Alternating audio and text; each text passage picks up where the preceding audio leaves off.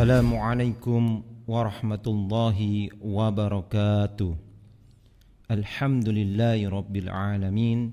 Assalatu wassalamu ala nabiyyina Muhammad sallallahu alaihi wasallam. Allahumma salli ala Muhammad wa ala alihi wa ashabihi wa man tabi'ahum bi ihsani ila yaumiddin. Pemirsa Al-Makna dimanapun berada, kita bersyukur kepada Allah Subhanahu wa ta'ala karena sampai saat ini kita masih diberikan kesempatan sehingga kita masih bisa melanjutkan aktivitas kita. Salawat serta salam tetap tercurahkan kepada Nabi kita Muhammad SAW. Allahumma sholli alaihi, yang mana beliau telah membimbing kita, menunjukkan kepada kita ke jalan yang benar. Kita teruskan materi kita berkaitan dengan adab-adab sehari-hari. Kita masuk ke adab wudu. Adabul wudu'i, adab-adab seputar wudu. Di dalam adab wudu ini ada 12 adab. Adab yang pertama adalah at-tasmiyatu 'alal wudu'i. Jadi membaca bismillah ketika hendak wudu. Imam Tirmidzi telah meriwayatkan dari Sa'id bin Zaid radhiyallahu anhu, dia berkata, sami'tu Rasulullah sallallahu alaihi wasallam yaqul, aku mendengar bahwasanya Rasulullah SAW berkata, la wudu'a liman lam yadkurismallahi alaihi. Tidak ada kesempurnaan wudu bagi orang yang tidak menyebut nama Allah atas perbuatan itu. Di dalam hadis ini, di dalam kitab syarahnya ada beberapa faedah. Faedah yang pertama adalah disunahkan menyebut nama Allah ketika hendak wudu. Faedah yang kedua adalah setiap kali mengamalkan amalan yang sesuai dengan sunnah, maka akan memperoleh pahala yang banyak. Faedah yang ketiga adalah membaca bismillah termasuk sempurnanya wudu. Kemudian kita masuk ke adab yang kedua, as-siwaku, yaitu bersiwak. Imam Ahmad telah meriwayatkan dengan sanad yang hasan dari Abu Hurairah radhiyallahu anhu. Ia berkata bahwasanya Rasulullah SAW bersabda, laula an asyqa 'alal ummati la amartuhum inda kulli salatin biwudu'in aw ma'a kulli wudu'in siwakun wala akhartu isya'a al-akhirati ila sulusil laili. Seandainya aku tidak takut, seandainya aku tidak takut memberatkan umatku, pasti aku perintahkan mereka berwudu setiap kali sholat atau bersiwak setiap kali wudu, dan pasti akan aku akhirkan sholat isya hingga ke sepertiga malam. Di dalam adab yang kedua ini ada beberapa faedah. Faedah yang pertama adalah waktu yang paling disunahkan bersiwak adalah ketika hendak berwudu dan sholat. Faedah yang kedua adalah keutamaan wudu dan sholat ketika sebelumnya bersiwak terlebih dahulu. Kemudian faedah yang ketiga adalah hikmah dari tidak diwajibkannya bersiwak agar tidak memberatkan umatnya. Kemudian adab yang ketiga, isbahul wudu'i, menyempurnakan wudu. Imam Muslim di dalam kitab sahihnya dari Abu Hurairah. Jadi Imam Muslim telah meriwayatkan di dalam kitab sahihnya dari Abu Hurairah radhiyallahu anhu bahwasanya Rasulullah SAW bersabda, ala adullukum ala ma yamhullahu bihil khotoyaya, ala adullukum ala ma yamhullahu bihil khotoya wa yarfa'u bihi darajati. Qalu bala ya Rasulullah. Qala isbahul wudu'i 'alal makarih wa kasratul khuta ilal masajidi wantidaru sholati ba'da sholati fadzalikum ribata. Rasulullah mengatakan, maukah kalian aku tunjukkan pada sesuatu yang mana dengan perbuatan itu Allah akan menghapus kesalahan-kesalahannya dan akan mengangkat derajatnya. Maka para sahabat mengatakan, bala ya Rasulullah, ya wahai Rasulullah. Maka kata Rasulullah, isbagul wudu'i alal makarih, ya, sempurnakan wudu walaupun dalam keadaan sulit.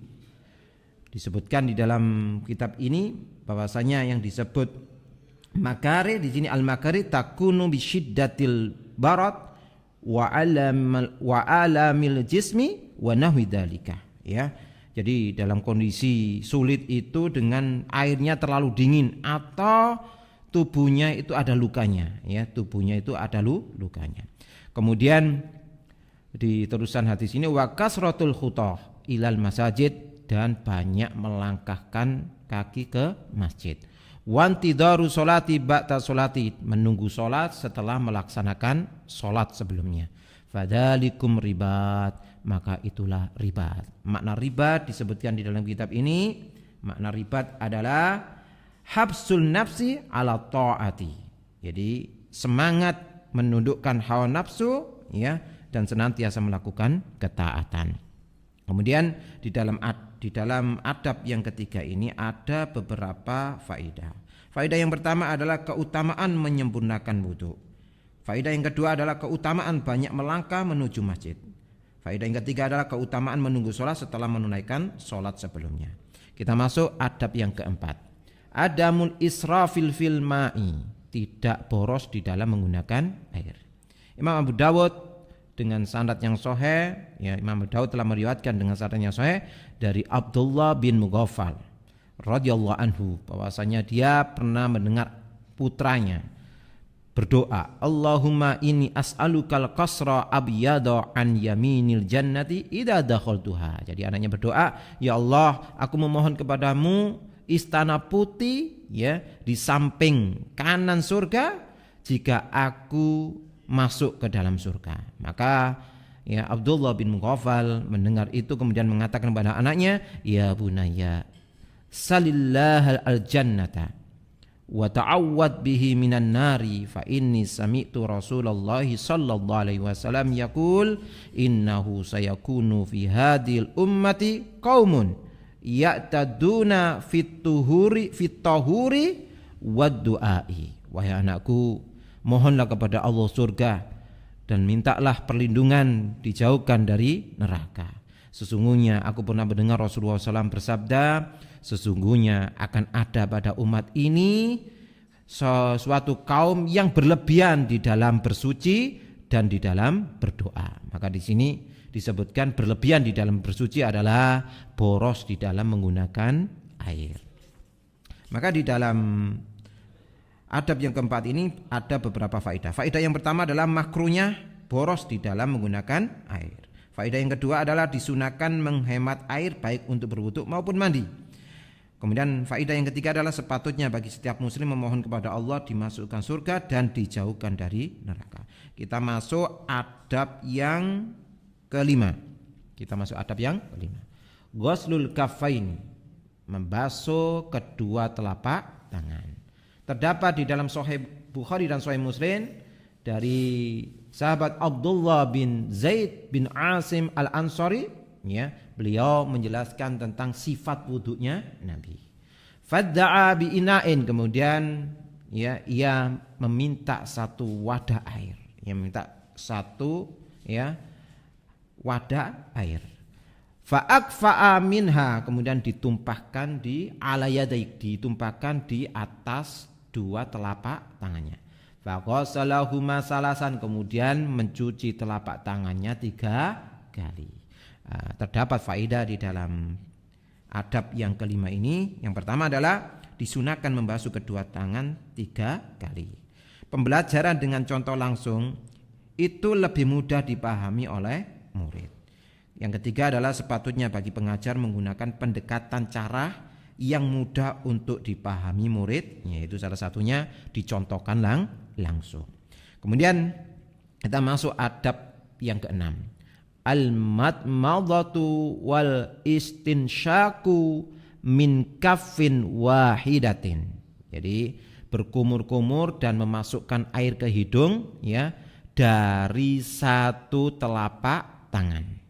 Terdapat di dalam Sahih Bukhari dan Sahih Muslim dari sahabat Abdullah bin Zaid bin Asim al-Ansari ya menjelaskan berkaitan dengan wudunya Nabi ya fi wasfi wudu'i Rasulillah sallallahu alaihi wasallam summa adkhala yadahu, dia yang memasukkan tangannya ke wadah air, fastakhrajaha, kemudian menciduk air itu dengan tangannya, famatmadha, kemudian berkumur-kumur, wastansyaqa, kemudian masukkan air ke hidung, min kaffin wahidatin, dari satu telapak tangan. Jadi kalau kita pakai keran itu ya kita taruh di satu telapak tangan.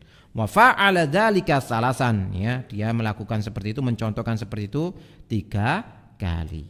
Maka di adab yang keenam ini ada beberapa faedah. Faedah yang pertama adalah disunahkan berkumur-kumur dan memasukkan air ke dalam hidung 3 kali. Yang kedua adalah disunahkan berkumur-kumur dan memasukkan air ke dalam hidung menggunakan satu telapak tangan. Kemudian yang ketujuh adalah tahlilu asabi'il yadaini warrijlaini, menyela-nyela jari jemari tangan dan kaki. Imam Tirmidzi telah meriwayatkan dan menghasankannya dari sahabat Ibnu Abbas radhiyallahu anhuma bahwasanya Rasulullah SAW bersabda, idza tawadha'ta fakhallil baina asabi'i yadaika warijlaika. Jika kalian berwudu, jika kamu berwudu, maka basuhlah di sela-sela jari jemari kedua tangan dan kedua kaki. Maka di dalam adab yang ketujuhnya ada beberapa faedah. Faedah yang pertama adalah disunahkan menyela-nyela jari jemari dengan jari jemari tangan dan kaki. Jadi yang pertama tadi disunahkan menyela-nyela jari jemari tangan dan kaki. Yang kedua adalah disunahkan menyempurnakan wudu. Yang ketiga adalah semangatnya Nabi Muhammad SAW di dalam mengajari para sahabat. Ya, kita bacakan 7 adab. Insya Allah kurang 5 adab lagi. Insya Allah kita akan bacakan di pertemuan berikutnya. Semoga yang sedikit ini bermanfaat bagi kita semuanya dan kita bisa mengamalkannya. Wa akhiru kalam. Assalamualaikum warahmatullahi wabarakatuh.